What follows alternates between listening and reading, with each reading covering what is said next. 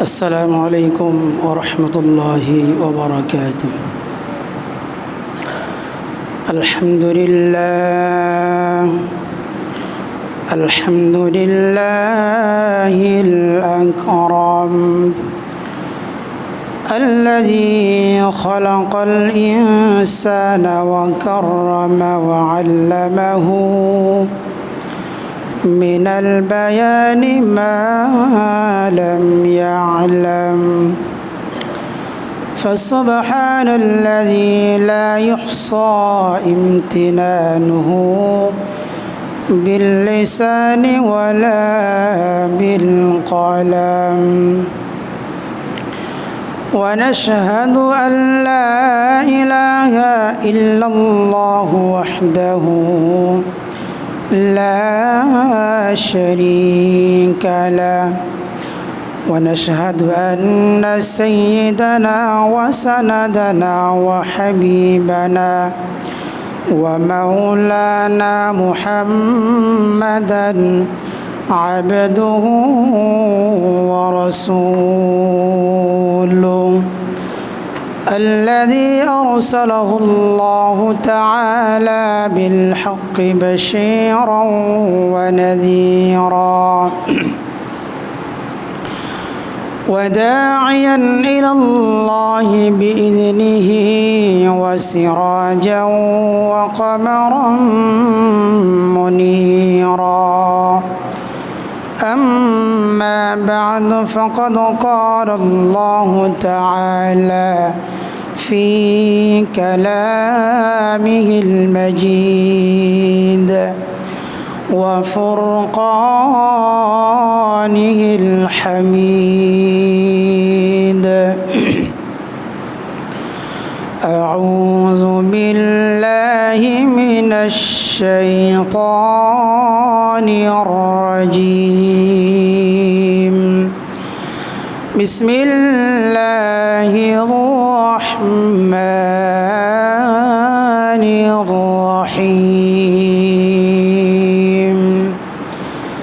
يا أيها الناس كلوا مما في الأرض حلالا طيبا ولا تتبعوا خطوات الشيطان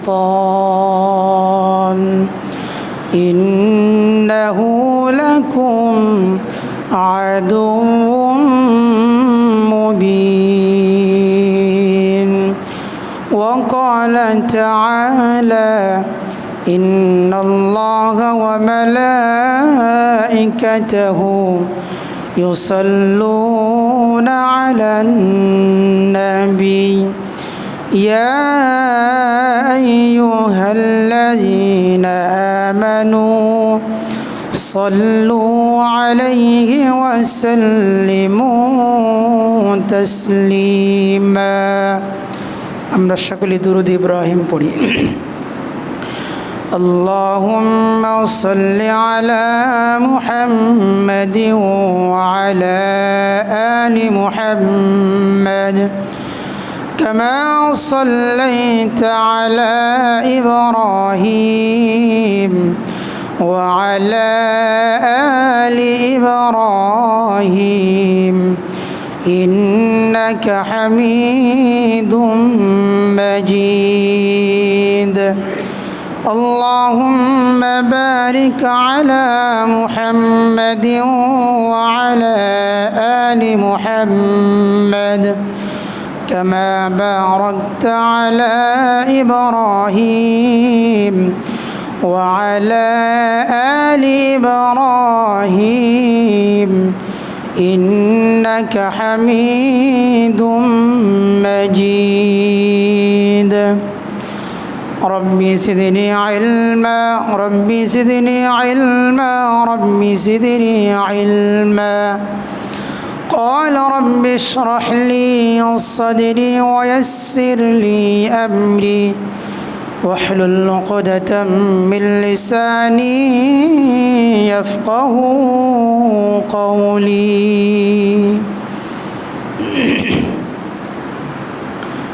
আলহামদুলিল্লাহ, সর্বপ্রথম সেই মহান মালিকের আলিশানে দরবারে লাখো কোটি শুকর, যে মহান মালিক আমাকে আপনাকে অত্যন্ত মহব্বত করে দয়া করে ভালোবেসে আজকের এই মুহূর্ত পর্যন্ত হায়াতকে দীর্ঘায়িত করে সুস্থ সবল রেখে দুনিয়ার বিভিন্ন কাজ কর্ম থেকে নির্বাচন করে ছাঁটাই করে বাছাই করে জুমার সালাতের জন্য যথা সময়ে উপস্থিত হওয়ার তৌফিক দান করেছেন, সেই মহান মালিকের দরবারে আমরা প্রত্যেকেই ভালোবাসা নিয়ে মহব্বত নিয়ে জবান খুলে উঁচু আওয়াজে একবার কালিমাতুশ শুকর আদায় করি। সকলেই পড়ি আলহামদুলিল্লাহ, আবারও পড়ি আলহামদুলিল্লাহ। একই সাথে বিশ্ব মানবতার মুক্তির দিশারি, উম্মতের কান্ডারি, রহমতের ভান্ডারি আহমদ মুস্তফা মোহাম্মদ মুস্তফা, সকলে বলি সাল্লাল্লাহু আলাইহি ওয়াসাল্লাম। সম্মানিত উপস্থিতি, সূরাতুল বাকারার একটি আয়াতে কারিমা তেলাওয়াত করেছি। এই আয়াতকে সামনে রেখেই অল্প কিছু সময় কোরআন এবং হাদিসের আলোকে কিছু কথা বলার চেষ্টা করব ইনশাআল্লাহ।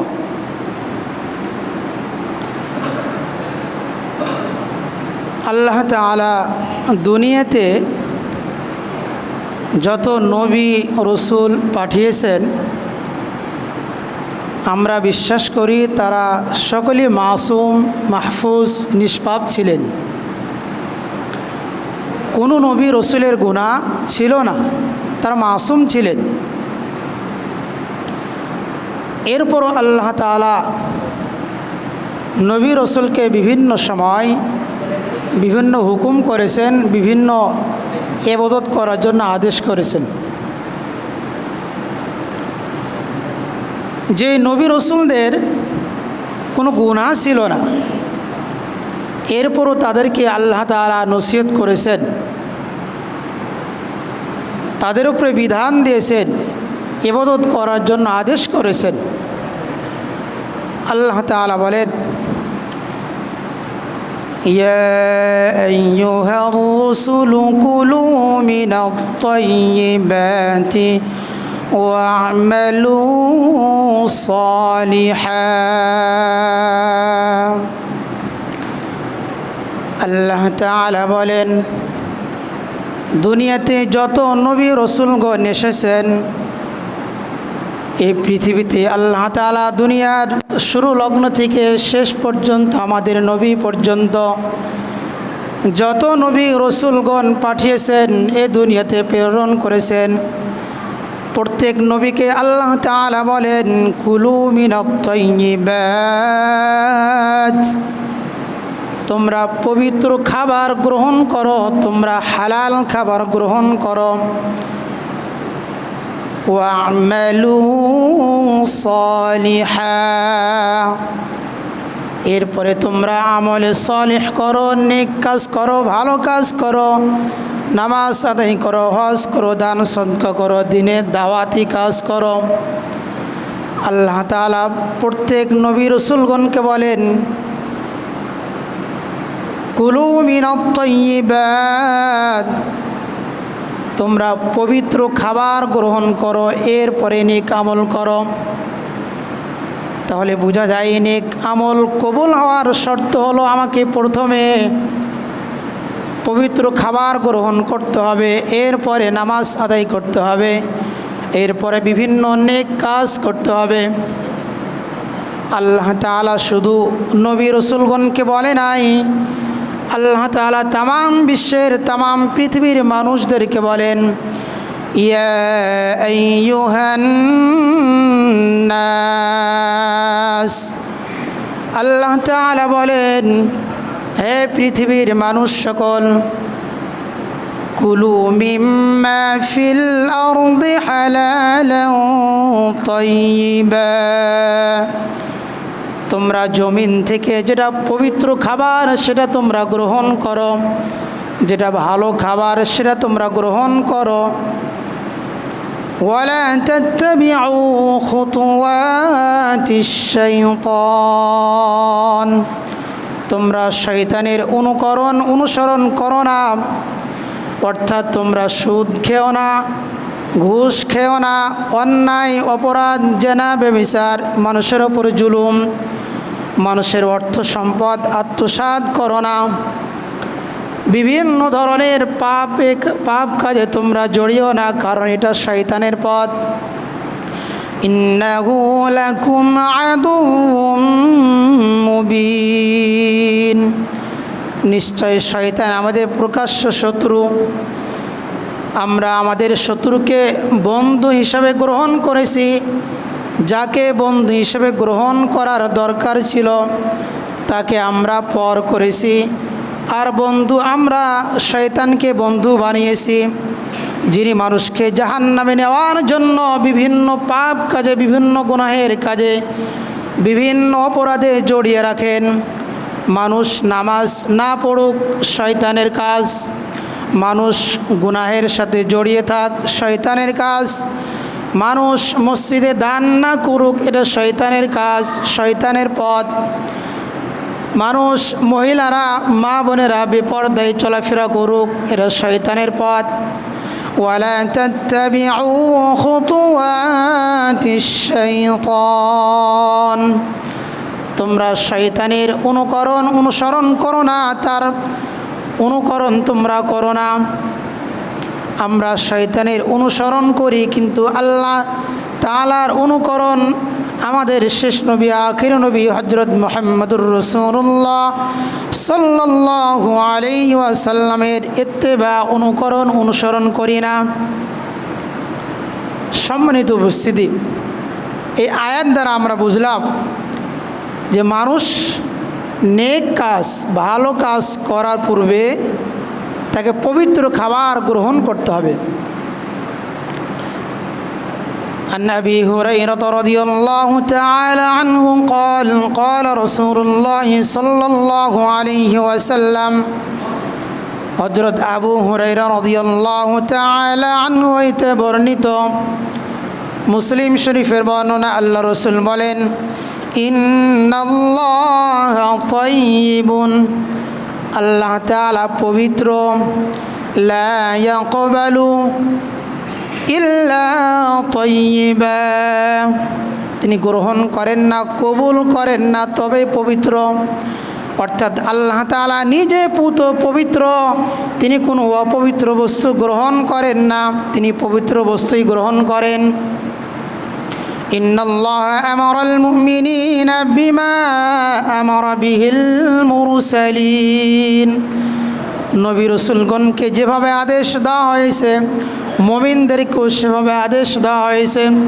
অর্থাৎ নবী রাসূলগণকে বলা হয়েছে তোমরা পবিত্র খাবার গ্রহণ করো, এরপরে নেক আমল করো। মুমিনদেরকেও একই কথা বলা হয়েছে, ইয়া আইয়ুহাল্লাযীনা আমানু কুলু মিন তাইয়্যিবাতি মা রাযাকনাকুম ওয়াশকুরু লিল্লাহি ইন কুনতুম ইয়াহু তা'বুদুন।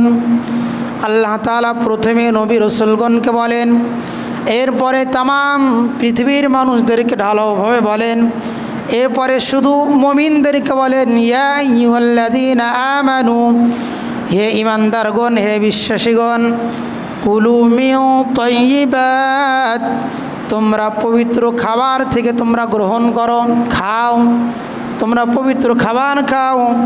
মা রাযাকনাকুম, আমি তোমাদেরকে যে রিজিক দিয়েছি সেখান থেকে পবিত্রগুলো খাও। ওয়াশকুরু লিল্লাহ, এবং আল্লাহ তাআলার কৃতজ্ঞতা প্রকাশ করো, শুকরিয়া আদায় করো। তাহলে আমরা বুঝলাম যে আমাদের নেক আমল করার পূর্বে, আমলে সালেহ ভালো কাজ করার পূর্বে আমাদেরকে ভালো খাবার গ্রহণ করতে হবে। কি করতে হবে? ভালো খাবার, পবিত্র খাবার, হালাল খাবার গ্রহণ করতে হবে। আমি যদি হারাম খাবার গ্রহণ করি, তাহলে এই হারাম খাবারকে আমার শরীরে যে মাংস এবং রক্ত সৃষ্টি হয়েছে, তৈরি হয়েছে, আমার দেহ যে হারাম দ্বারা লালিত পালিত হয়েছে, এই শরীর দ্বারা, এই মন মানসিকতা দ্বারা আমার ভালো কাজ করার আগ্রহ জাগবে না, গুনাহের প্রতি আগ্রহ জাগবে, পাপের প্রতি আগ্রহ জাগবে। আর যখন আমি হালাল খাবার গ্রহণ করব, তখন আমার ভালো কাজ করার ইচ্ছা, আগ্রহ জাগবে, নামাজ পড়তে ভালো লাগবে, দান সদকা করতে ভালো লাগবে, মানুষকে সালাম দিতে ভালো লাগবে, নেক কাজ করতে ভালো লাগবে। যত ধরনের আল্লাহ তাআলা হুকুম দিয়েছেন, প্রত্যেকটি হুকুম, প্রত্যেকটি বিধান পালন করার জন্য আমার ইচ্ছা, আগ্রহ জাগবে। কারণ আমার ভিতরে, আমার মনটা পবিত্র, আমার রক্ত পবিত্র, আমার গোশত পবিত্র। কারণ হালালে আরাম রয়েছে, হারামে কখনো আরাম নাই। হারামে আরাম নাই। আমার কোটি কোটি টাকা হইতে পারে, আমার অনেক অর্থ সম্পদ, বাড়ি গাড়ি থাকতে পারে, আমার রিলেশন, আমার সম্পর্ক যদি হারামের সঙ্গে থাকে, তাহলে আমার কখনো শান্তি আসবে না। আমার কোটি কোটি টাকা, কিন্তু আল্লাহ তাআলা আমাকে, আমার পরিবারে এমন অসুখ দিয়েছেন, প্রত্যেক মাসে হাজার হাজার টাকা ওষুধের পিছনে যায়, প্রত্যেক মাসে আমার শরীর চেক আপ করতে হয়। এমন বহুত লোক রয়েছে, বহুত লোক রয়েছে। বরকত, হালালের মধ্যে বরকত রয়েছে। চাই সে ভ্যান চালক হোক, কৃষিকাজ করুক, চাই সে নাপিত হোক, চাই সে মুচি হোক, বিভিন্ন সে কর্মজীবী হোক, ব্যবসা হোক, তার সেটা যদি হালাল হয়, সেখানেই আল্লাহ তাআলা বরকত আর রহমত দিয়ে ভরপুর করে দিবেন। সুবহানাল্লাহ। আমার উপার্জন যদি হারাম হয়, তাহলে আমার ইবাদত গ্রহণযোগ্য হবে না। ইন্নাল্লাহ তাইয়্যিব, আল্লাহ তাআলা পবিত্র, লা ইয়াকবালু ইল্লা তাইয়্যিবা, আল্লাহ তাআলা পবিত্রতা ছাড়া গ্রহণ করেন না, কবুল করেন না। আল্লাহ রসুল বলেন, ইয়া আইয়ুহার রসুল কুলু মিনাত তাইয়্যিবাতি ওয়া আমালু সালিহা, ওয়া ক্বালা তাআলা ইয়া আইয়ুহাল্লাযীনা আমানু কুলু মিন তাইয়্যিবাতি মা রাযাকনাকুম। এই দুটো আয়াত পাঠ করার পরে আল্লাহ রসুল বললেন, সুম্মা যাকারা রাজুলু ইয়াতিরু সাফারা। মুসলিম শরীফে বর্ণনা, আল্লাহ রসুল বলেন, এমন এক ব্যক্তি সম্পর্কে আল্লাহ রসুল বর্ণনা করলেন, ইয়াতিরু সাফারা, একজন ব্যক্তি সফর থেকে আসলো, আশআসা আগবারা ইয়ামুদ্দু ইয়াদাহু ইলাস সামা, তার গায়ে ধুলোবালি, তার পোশাক ময়লা, সে আল্লাহ তাআলার কাছে আসমানের দিকে তাকিয়ে দুই হাত তুলে দোয়া করছে, ইয়া রব্বি ইয়া রব্বি। আল্লাহ রসুল বলেন, ওয়া মাতআমুহু হারামুন, তার খাবার হারাম, ওয়া মাশরাবুহু হারামুন, সে যে পানি পান করেছে সেটাও হারাম, ওয়া মালবাসুহু হারামুন, তার দেহে, তার শরীরে যে পোশাক রয়েছে সেটাও হারাম, ওয়া গুযিয়া বিল হারাম, তার উপার্জন সবই হারাম। ফাআন্নাহু ইয়াস্তাজাবু লিযালিকা, আল্লাহ রসুল বলেন, সে আল্লাহ তাআলা নিকটে দোয়া করছে, কিন্তু তার খাবার হারাম, তার পানীয় হারাম, তার পোশাকও হারাম, তার উপার্জন হারাম।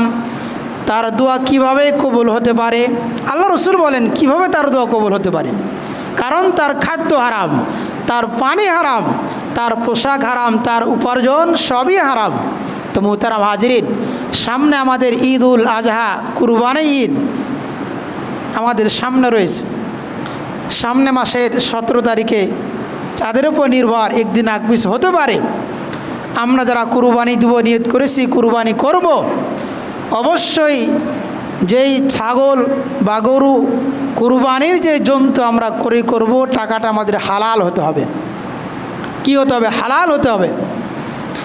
আমরা বিভিন্ন নেক কাজ করতে যতটুকু আগ্রহী, বিশেষ করে নফল ইবাদত সুন্নতগুলো যতটুকু আমরা আগ্রহী, যেমন শবে বরাত, লাইলাতুল কদর ইত্যাদি বিভিন্ন সময় আমাদের নেক আমলের আমাদের সময় আসে, আরাফার দিনে, কিন্তু আমরা যতটুকু আগ্রহের সাথে এগুলোকে পালন করি এর চাইতে আমাদেরকে বেশি বেঁচে থাকা দরকার হারাম থেকে। কি বলেন? হারাম থেকে। একজন মানুষের যদি একটাও নেক আমল না থাকে, একটাও নেক আমল না থাকে, কিন্তু তার আমল নামায় কোনো হারাম নাই, কোনো গুনাহ নাই, কোনো পাপ নাই, সে জান্নাতে যাবে। কারণ পাপ থাকলে সে জাহান্নামে যাবে, পাপ না থাকলে জান্নাতে যাবে। তো মুহতারাম হাজিরিন, ভালো কাজ বেশি বেশি করার নাম আসলে আল্লাহর ওলি না। আল্লাহর ওলি তো সেই ব্যক্তি যার আমল নামায় অল্প নেক আমল থাকলেও তার আমল নামায় কোনো অপরাধ নাই, কোনো গুনাহ নাই, সে কখনো কাউকে গালি দেয় নাই, কারো গীবত করে নাই, কারো সম্পদ মেরে খায় নাই, কারো জায়গা আত্মসাৎ করে সে খায় নাই, সে ব্যক্তি জান্নাতি। সম্মানিত উপস্থিতি, এই জন্য আমরা যারা কুরবানি করব, অনেকে দেখা যায় যে ছাগল আমরা কুরবানি দেব, অনেক সময় ঘাস হোক, গাছের পাতা হোক, মানুষের গাছের পাতা যদি আমি চুরি করে আমার ছাগলকে খাওয়াই, তাহলে সে খাওয়াটা কি আমার হালাল হবে না হারাম হবে? হারাম হবে, কারণ পাতাটা অন্যের গাছের, তার অনুমতি নিয়ে আমাকে ছাগলকে পাতা খাওয়াতে হবে। এভাবে ঘাস দেখা যায় বিভিন্ন জায়গায় ঘাস চুরি হয়, হয় কি হয় না? ঘাস পর্যন্ত মানুষ চুরি করে। এই ঘাস চুরি করে যদি আমরা গরুকে খাওয়াই, ছাগলকে খাওয়াই, ওই কুরবানি দিয়ে আমার আপনার কোনো লাভ হবে না, কোনো লাভ হবে না। এই জন্য আমরা কুরবানি করব সহি নিয়তে আল্লাহ তাআলাকে খুশি করার জন্য, এবং জন্তুটা হালাল হতে হবে, এবং যে টাকা দিয়ে আমি জন্তু ক্রয় করব এই টাকাটাও আমার হালাল হতে হবে, মানুষকে দেখানোর জন্য না। আল্লাহ তাআলাকে খুশি করার জন্য আমি কুরবানি করলে কুরবানি হবে, গোস্ত খাওয়া হবে, আমার সব কিছু হবে, শুধু নিয়তের ওপর নির্ভরশীল। ইন্নামাল আমালু বিন্নিয়াত, মানুষের প্রত্যেকটি আমল নিয়তের উপর নির্ভরশীল।